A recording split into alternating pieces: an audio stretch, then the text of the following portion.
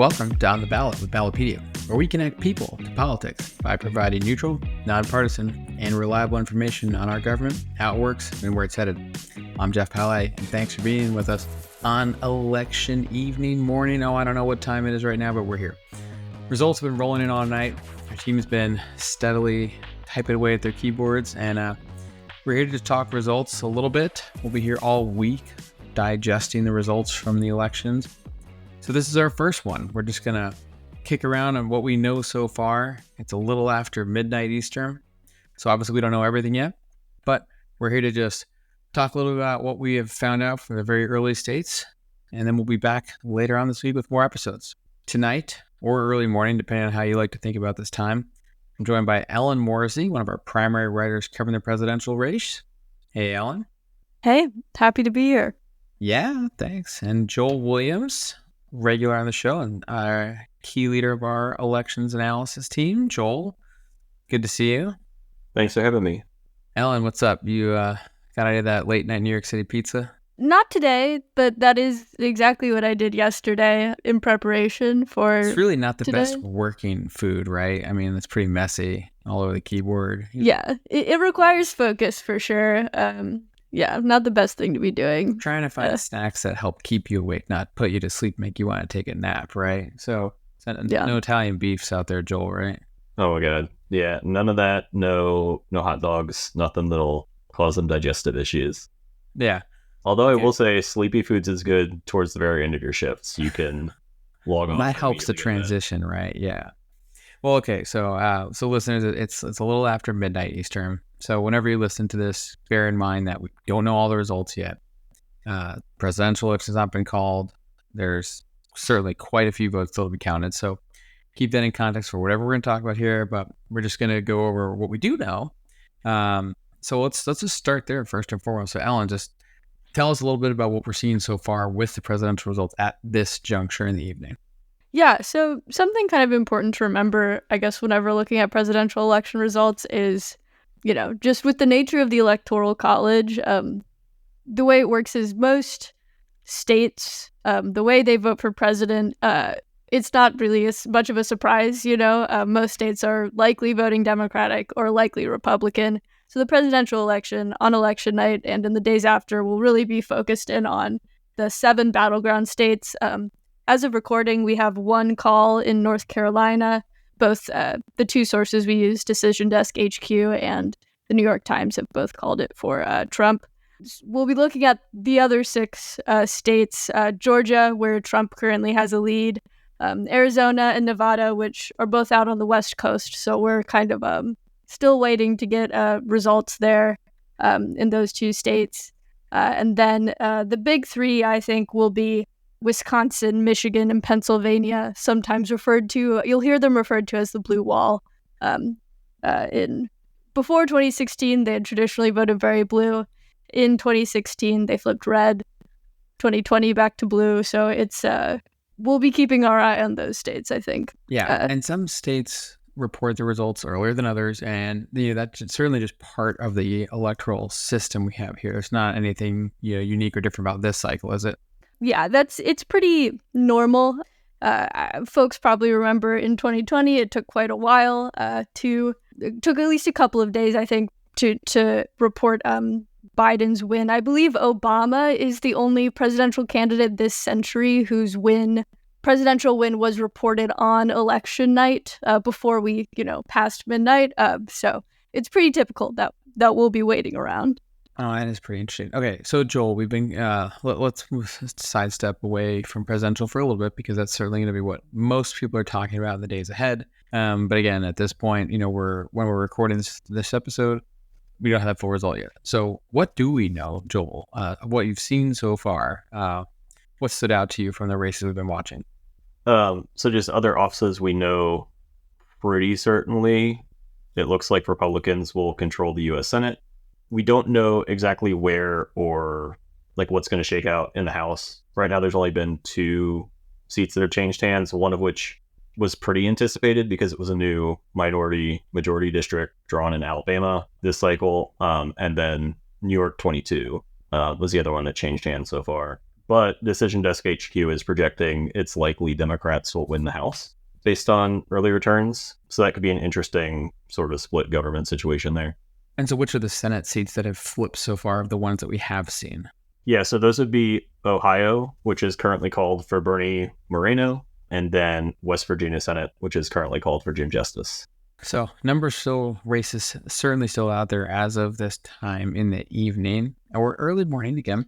Yeah, and I'd say a couple of those races that are still uncalled that are worth watching would be Pennsylvania, because that's Bob Casey, who's the incumbent Democrat, and then Montana, the incumbent Democrat there, John Tester. Both of those are toss-ups. Very interesting. And what about at the state level? So what kind of results are we seeing for some of the governor's elections that were on the ballot? Yeah, so our two gubernatorial battlegrounds we were watching were North Carolina and New Hampshire. The Democrats held the North Carolina gubernatorial election. So it'll be Josh Stein being governor there. And then Republicans held the New Hampshire seat, and that'll be Kelly Ayotte is going to be governor there. Yeah, so there were 11 governors on the ballot this year. It looks like there will be no party changes at all among the 11. It's the first time in a while, right, Joel? Yeah, that's the first time at least this century. I haven't gotten a chance to go back and look further back just with doing other stuff. But yeah, it's been at least 24 years. In some respects, then, everyone's sort of holding serve in those states. What else are you seeing so far, Alan? What's kind of stood out to you tonight? We don't know the winner of the presidential election quite yet, but it does seem that kind of the polling industry broadly will be emerging as a winner. If it seems like it's going to be a pretty tight race. We're probably going to be watching to see pretty, tight margins in some of these battleground states. So a lot of the polling leading up to this predicted a pretty tight race. And turnout I think looks that's pretty high as well. Have you been following those turnout numbers? I mean, it certainly seems like we're going to have a higher turnout than probably was expected, and maybe one of the highest turnouts we've had in quite a long time. I mean, my guess being that you see shorter lines on election day if a greater portion of the population has actually already voted. So it kind of has a twofold effect there. But we'll see once the final numbers actually come out, whether it's true or not. Yeah, so what about ballot measures? I mean, I've been paying a lot of attention to ballot measures tonight. That's not on your guys' assignment list, but what have you seen from our team's internal channels chattering about ballot measures so far? I will say, as a former Floridian, I was watching the Florida ballot measures pretty closely. So both recreational marijuana and an abortion as a constitutional right measure both lost. Florida has a system where you have to get at least 60% of the vote as a majority to pass. And I think both were at like 57 or 58%, something like that. And then even super local to me, local town in my area actually passed RCB via amendment today. Oak Brook, Illinois, which is where my wife's previous job was, passed RCB. So that's interesting. I know we've been tracking ranked choice voting expansion amendments kind of across the U.S. this year. Yeah, we have been. There's been a number of interesting ones. So a lot of those votes are still out because a lot of those are in the West Coast. But at least as of midnight or so, Arizona, Colorado, Idaho, those votes, among others, are currently looking like ranked choice voting would be defeated. There's a repeal on the ballot in Alaska. That one hasn't come up yet. And to your point, the Florida situation is pretty fascinating. So in 2006, Amendment 3 was passed in Florida, which is what created a supermajority requirement. So you need 60% to pass an amendment in Florida, one of 11 states that requires some kind of supermajority to amend the Constitution. Now, since 2006, there have been 9 amendments that received more than 50%, less than the needed 60%. This year, it looks like we're going to see at least 3, with the 2 you mentioned, the marijuana and the abortion one, along with also a ballot measure that's failed to school board elections and making them partisan. So some really interesting results in the ballot measure world so far this year. And again, a reminder to our listeners, more than $1 billion was spent on ballot measures campaigns this year. A lot of that in Florida. So some pretty interesting results so far. Oh yeah, Jeff, and there's one interesting situation in Nebraska, right, where there's a pair of dueling ballot measures on the ballot. Yeah, that's right. Listeners who will remember Ryan previously talking about this on the show. This is the first time we've seen competing ballot measures related to abortion. And in Nebraska, there's 2 measures on the ballot. Those results are not finalized yet. And basically, if they both pass, whichever one gets more votes will essentially win the day. So they're competing concepts, and we'll see what happens. Maybe by the time we check back in tomorrow, we'll have those results there. But yeah, you can follow along, listeners, on Ballotpedia and our election results page to keep track of all of those ballot measures and other interesting election results. Yeah, and what about rematches, Joel? There are 75 U.S. House rematches that we're following, including 13 rematches that were decided by 5 points or less last cycle. So those are really interesting races because they're essentially toss-ups at that point in time. And not only are they toss-ups, but they're toss-ups with the exact same candidates running all over again. Of those 13 in 2022, 5 of them were seats that were won by a Democrat and 8 were won by a Republican. So any early indication on what voters are showing us in those rematches? Yeah, so unfortunately, we don't have much of the way in data for this yet. A lot of these rematches are in Western states where the polls haven't closed yet, or also in Western states where they mostly vote by mail, so like California, Oregon, Washington. That's right. Yeah, it's going to take a little while to find those out. Yep. Yeah, so I would encourage readers to come back and check our results coverage over the next couple days, and we'll hopefully have those answers for you. Well, what else is coming in the last few minutes? Any other last interesting races for this evening? Yeah, so I just got an alert. There was a state Supreme Court judge in Oklahoma that has lost a retention election. And so that would be the first one of those in state history to lose retention. Very interesting. Those retention races are almost always won by the sitting incumbent.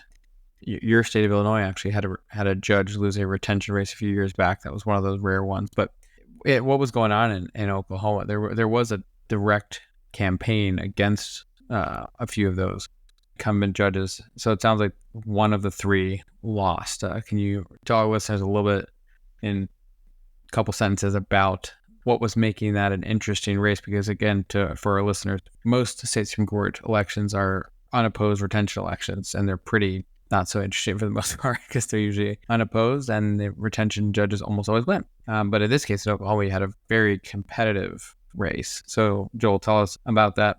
Yeah, so in this case, each of the judges running for retention this year was actually appointed by a Democratic governor. And I think based on sort of the media we've been watching related to the race, this is just one of those situations where the perception of the court is that it's further to the left than the broader state electorate. And so there was sort of a concerted effort on the part of some outside groups to target these judges in their retention elections and try to get them out so they could be replaced by the current Republican governor. All right. Well, great having you guys on the show. Good luck getting some rest whenever you get it. I'm sure I'll catch you guys later on this week. Sure. Sounds good. See you guys. Yeah, thanks for having me. And for our listeners, you can learn more about our election results covered at the link in our show notes. We'll be back tomorrow afternoon with more results for you here on the show and throughout the rest of the week. So please be sure to subscribe to On the Ballot wherever you listen to podcasts. I'm Jeff Hallett, and thanks for listening.